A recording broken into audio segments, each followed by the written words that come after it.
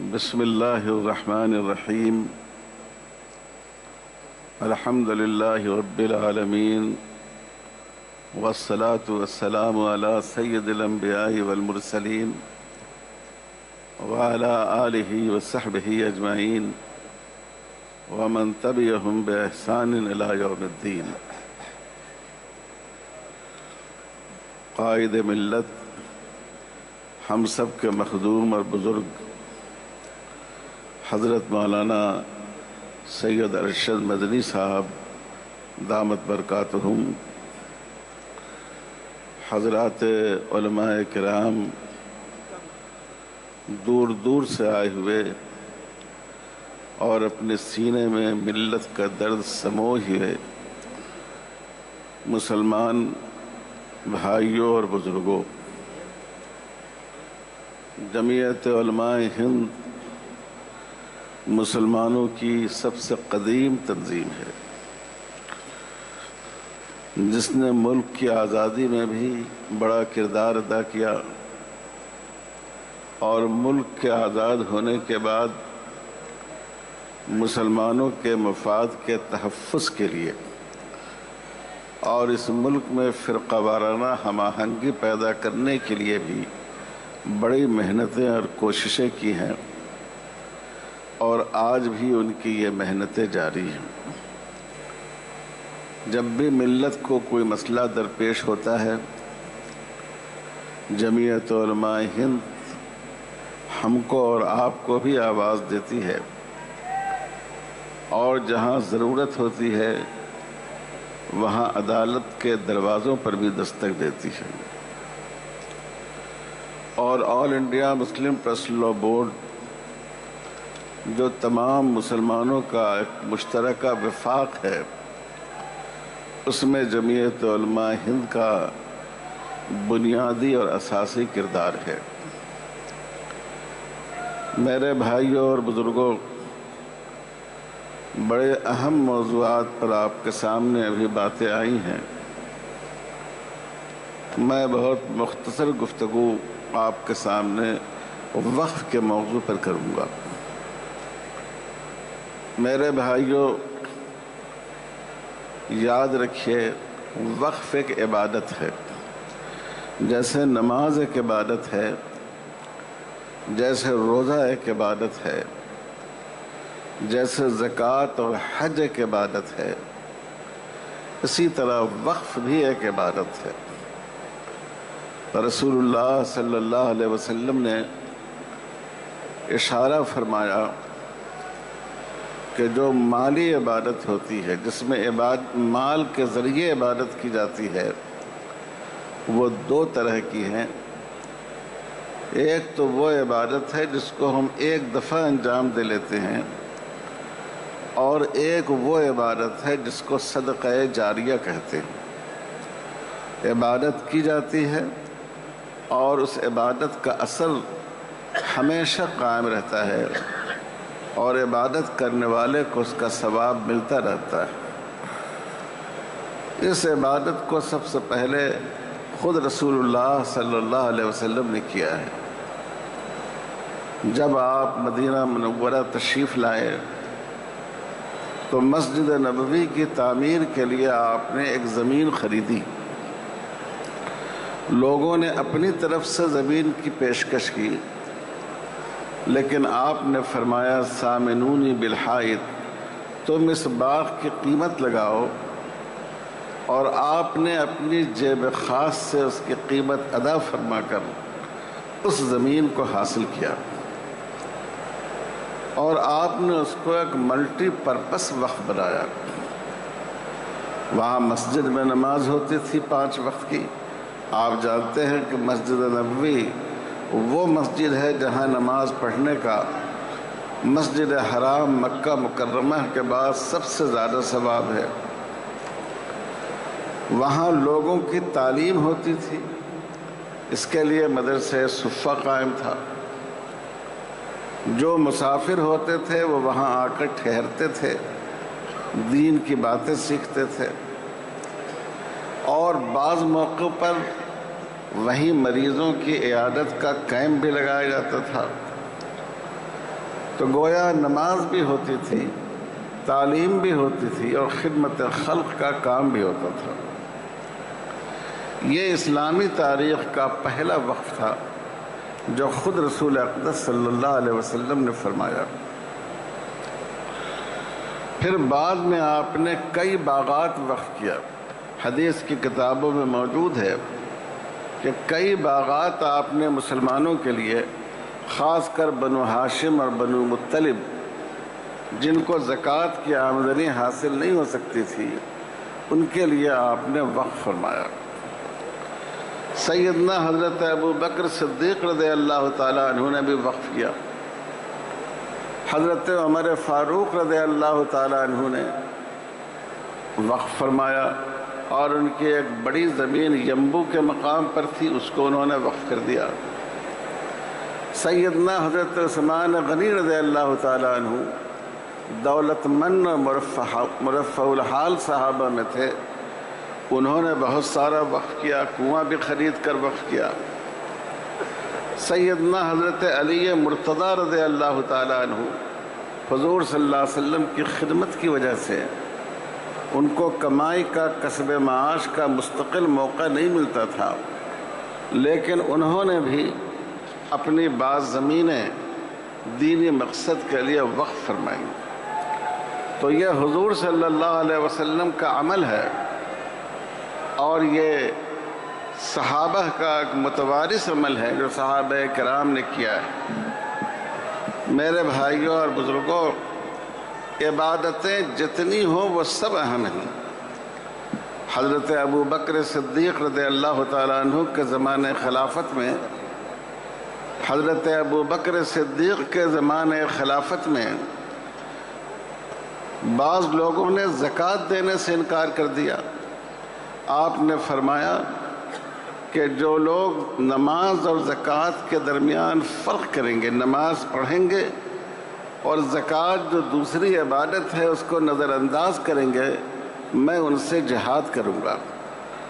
تو یاد رکھنا چاہیے، وقف کوئی عام لین دین کا مسئلہ نہیں ہے کہ کسی نے کسی کو زمین دے دی اور کسی نے قبول کر لی۔ یہ اللہ تعالیٰ کی عبادت ہے۔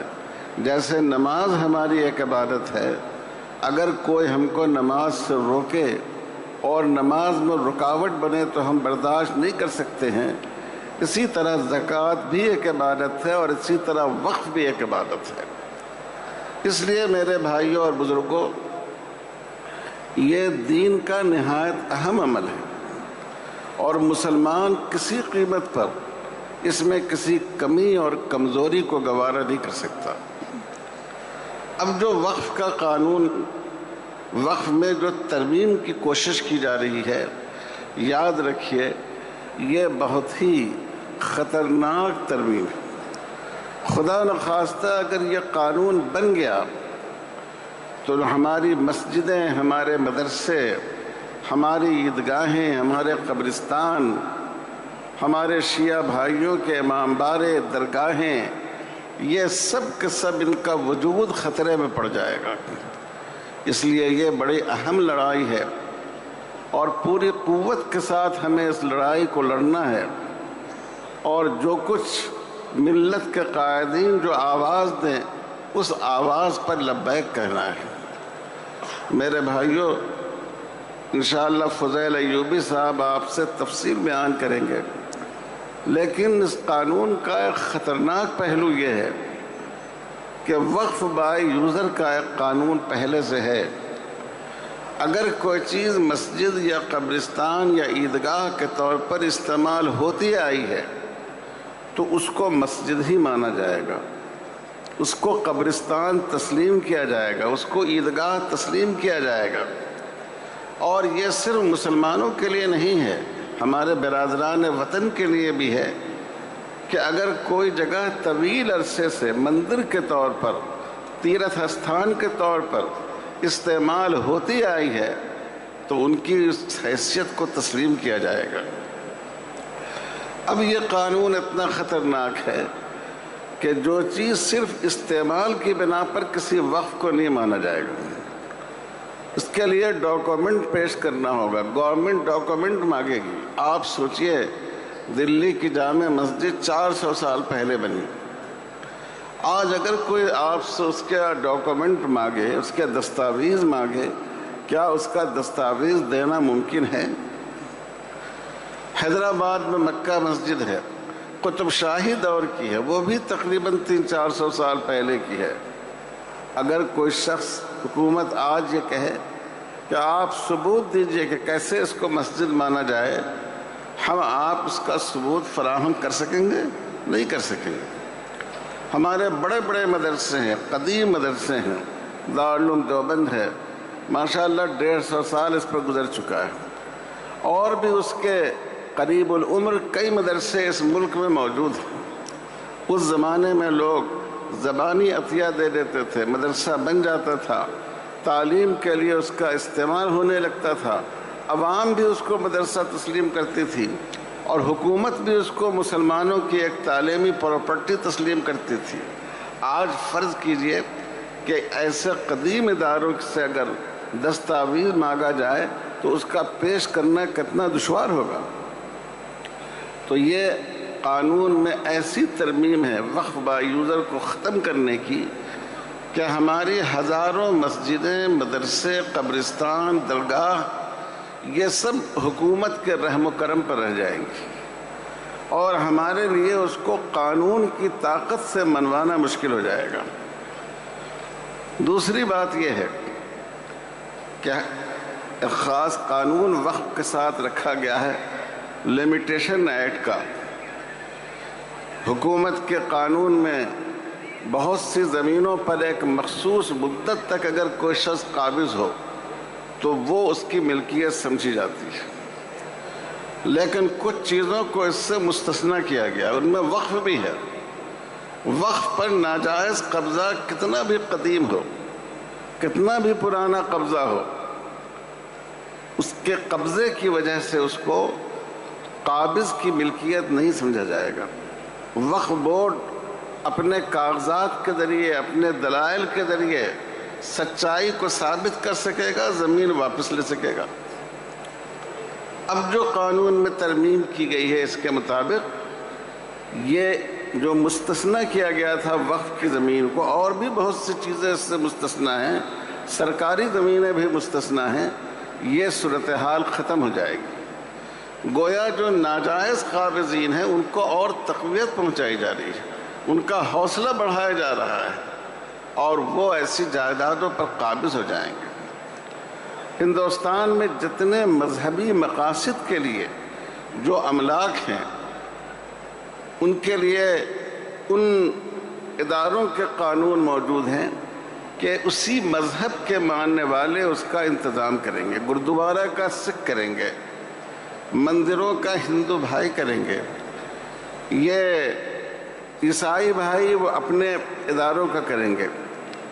لیکن اس قانون میں آپ دیکھیے کتنی بڑی زیادتی ہے کہ وقف جو خالص ایک اسلامی ادارہ ہے اور مسلمانوں کا نہیں ہے، بلکہ یہ ایک عبادت سے جڑا ہوا ادارہ ہے، اس کو اس میں اس کی مینجمنٹ میں، اس کی انتظامیہ میں مسلمان ہونے کی شرط ختم کر دی گئی ہے. وقف کونسل میں ایک اچھی خاصی تعداد غیر مسلم لوگوں کی ہو سکتی ہے، وقف بورڈ میں بھی غیر مسلم بھائیوں کی ہو سکتی ہے، وقف آفیسر کے لیے بھی مسلمان ہونے کی شرط ختم کر دی گئی ہے. آپ سوچئے، اور 2 غیر مسلم تو لازمی طور پر اس کے ممبر بنائے جائیں گے.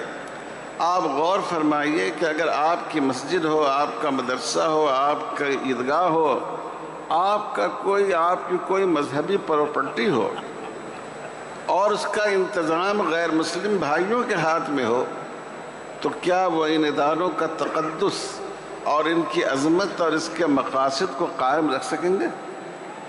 تو میرے بھائیوں، اتنا خطرناک یہ ترمیمی بل ہے کہ اگر خدا نخواستہ یہ پاس ہو گیا تو ہمارے لیے ملک بھر میں جو ہماری دینی شناخت اور دینی مقاصد کی پراپرٹیز ہیں، وہ سب ان کا وجود خطرے میں پڑ جائے گا. اور پھر آپ دیکھیں کہ یہ زمینیں ہم حکومت کی دی ہوئی نہیں ہیں، یہ ہمارے آباء و اجداد کی ہیں۔ کتنے مسلمان ہیں کہ ان کی مالی حالت بہت اچھی نہیں ہوتی، لیکن وہ اپنے بعض ثواب کو جاری رکھنے کے لیے زمین کا کوئی ٹکڑا وقف کرتے ہیں۔ یہ سب حکومت کے ہاتھ میں چلا جائے گا۔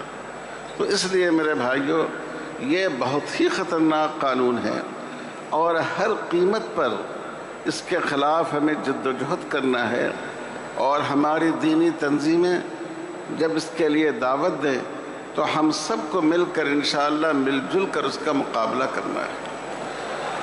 انشاءاللہ کریں گے بھائی، انشاءاللہ۔ ابھی ہمارے بعض بزرگوں نے رسول اللہ صلی اللہ علیہ وسلم کی جو بعض خبیث اور بدطینت لوگوں نے اہانت کی ہے اس کے بارے میں ارشاد فرمایا۔ ہمارا مطالبہ یہ ہے کہ ہم صرف حضور صلی اللہ علیہ وسلم کے لیے نہیں، ہمارا دین ایسا دین ہے، بھائی چارے کا دین، انصاف کا دین، کہ ہمارے دین میں کسی بھی مذہب کی مقدس شخصیتوں کو برا بھلا کہنے سے منع کیا گیا ہے۔ ہم دیویوں دیوتاؤں کی پوجا نہیں کرتے اور کر ہی نہیں سکتے ہیں، لیکن قرآن مجید نے کہا کہ جو ہمارے غیر مسلم بھائی، جو ہمارے ہمسائے دیویوں اور دیوتاؤں کی پوجا کرتے ہیں، ہم ان کو برا بھلا نہ کہیں تاکہ ان کی دل آزاری نہ ہو، ان کے جذبات مجروح نہ ہوں۔ اس لیے ہم حکومت سے مطالبہ کرتے ہیں کہ ایک ایسا قانون مذہب کی، مذاہب کی، تمام مذاہب کی مقدس شخصیتوں کی توہین کے سلسلے میں گورنمنٹ کو لانا چاہیے، جس میں اس کو سنگین جرم مانا گیا ہو، جس میں اس کو بہت ہی خطرناک جرم مانا گیا ہو، اس پر مناسب حال سزا مقرر کی گئی ہو، اور اس کے سزا کا نفاذ اور اس مقدمے کے ذریعے ظالم کو ظلم سے روکنا آسان ہے۔ ہم کہتے ہیں ہم تو محمد الرسول اللہ صلی اللہ علیہ وسلم کی ذات ایسی ہے، مسلمان تو یہ سمجھتا ہے کہ اگر ہمارے جسم کا ایک ایک قطرے لہو بھی آپ پر قربان ہو جائے تو کم ہے، لیکن ہمارا سینہ اتنا کشادہ ہے کہ ہم کہتے ہیں کہ اس قانون میں ایسی چیزیں لانی چاہیے اس ملک کی بڑی مذہبی اکائیوں کے بارے میں، ہندو مذہب کے مقدس شخصیات، مسلمانوں کی، سکھوں کی، عیسائیوں کی، کہ اگر کوئی آدمی اس کی اہانت کرے گا تو اس کو ایک سخت سزا دی جائے گی، اور وہ مقدمہ ایک مختصر مدت متعین کی جائے کہ 1 مہینے میں، 2 مہینے میں فاسٹ ٹریک عدالت کے ذریعے اس کو فیصل کیا جائے تاکہ لوگوں کے جذبات مجروح نہ ہو۔ ایک انسان دوسرے انسان کو تھپڑ مار دے، گالی دے دے تو کیس بن جاتا ہے، ایک آدمی کی دل آزاری ہوتی ہے۔ بتائیے کہ پوری اتنی بڑی امت کی دل آزاری یہ کتنا بڑا جرم ہے، اور پھر اس سے ملک کے باہر اس ملک کی کیا شبیہ بنے گی۔ ہندوستان کی جو خصوصیت ہے اور جو خوبی ہے وہ سیکولرزم ہے، مذہبی رواداری ہے۔ جب یہاں مذہبی رواداری ختم ہو جائے گی اور مذہب کی مقدس شخصیتوں کو برا بھلا کہا جائے گا، حکومت اس پر کوئی کارروائی نہیں کرے گی بلکہ پیچھے سے اس کی پیٹھ ٹھوکے گی، تو آپ سوچئے کہ دنیا کے دوسرے ملکوں میں ہمارے ملک کا چہرہ کتنا داغدار ہوگا۔ اس لیے ہم صرف ایک اپنے دین سے محبت رکھنے والے مسلمان ہی کی حیثیت سے نہیں، بلکہ اس ملک سے محبت رکھنے والے ایک بھارتی شہری کے حیثیت سے بھی مطالبہ کرتے ہیں کہ حکومت کو اس سلسلے میں سخت قدم اٹھانا چاہیے۔ میں بہت شکر گزار ہوں جمعیت علماء ہند کا کہ اتنے بڑے مجمع اور اتنے اہم پروگرام میں مجھے شرکت کی دعوت دی گئی۔